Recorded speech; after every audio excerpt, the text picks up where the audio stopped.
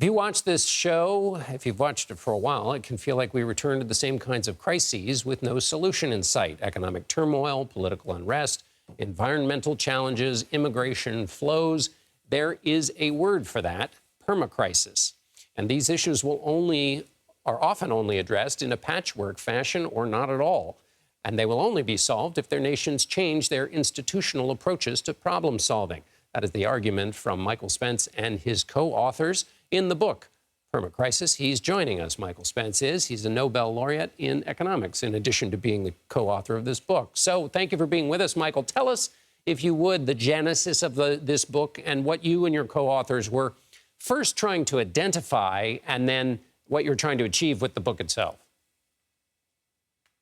So we started, we're old friends, the three of us, but we started talking to each other, John, very regularly during the pandemic, in part because the pandemic was a pretty big shock, but in part because we all three felt there was some fairly fundamental changes going on in the global economy and the global system. And then about a year and a half into that, we decided maybe we should try to write something, and that's the origin of this book.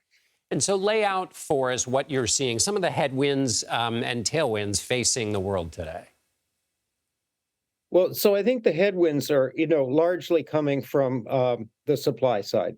So we lived in a world that had massive amounts of productive capacity brought into it via emerging economy growth. It was a deflationary environment for several decades. And that's really, all of that's fading away on us now. We also live in a world where the global supply chains are being put together with much greater attentions to resilience and security, national security, and so on. And that's producing a pattern of diversification and fragmentation in the global economy. We have declining productivity. We've got aging in economies that account for 75% of the global economy's output. So when you add them all together, you've got headwinds that we haven't faced for a long, long time. And part of the result of that is that when you get a demand surge of the kind that we had after the pandemic, you get inflation, which we haven't seen for a long time either.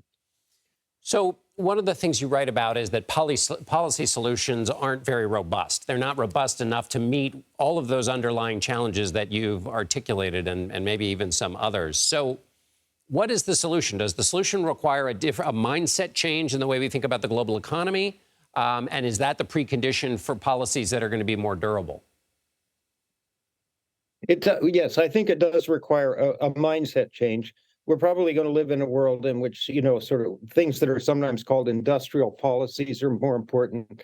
The kind of ensuring that we're building the kind of productivity enhancing technology base of the economy.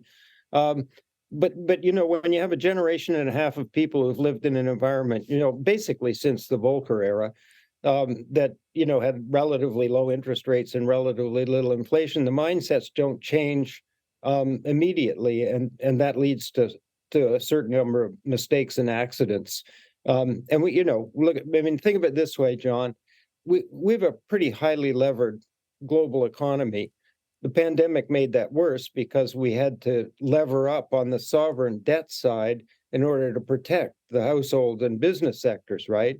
Now we have rising interest rates, very rapid rising interest rates. And so, this is just a different world that's going to have to adjust fairly quickly to a new set of interest rates and prices. And so when you talk about the Volcker, Paul Volcker, I assume you're referring to there from the 80s. Is this, as a final question, does that mean that the Fed has it wrong, that basically policy solutions to this current moment are basically stuck in the 80s and there need to be new ones? No, not quite. I mean, let's take the period not since Volcker, because a lot of things happened in that intervening period. But since the great financial crisis, where we had an enormous amount of balance sheet damage as a direct result of the crisis, the Fed has been in the business of trying to prop up the demand side of the economy. That's not what we need now, and that's not what they're doing. They're busy cutting the demand side down so that the inflationary pressures that were triggered as we came out of the pandemic are eliminated. I don't have any doubt that they'll succeed in that in some form or other. But that's what's causing, on the demand side, what's going on. The real problem is the supply side's not helping. It's going the other direction. All right, for Mike, now. I mean, there's an opposite. I'm sorry. No, go ahead. You can make final point quickly. Go ahead. There's an optimistic thing, which was we have powerful technological tools that can produce a productivity surge and relieve some of these pressures. They won't happen next year or, maybe in the year after. But by the end of the decade, we argue that we could be in a very different environment in terms of the way it feels and its momentum. Michael Spence, Nobel Laureate and co-author of Permacrisis. Thanks so much for being with us. Thank you, John.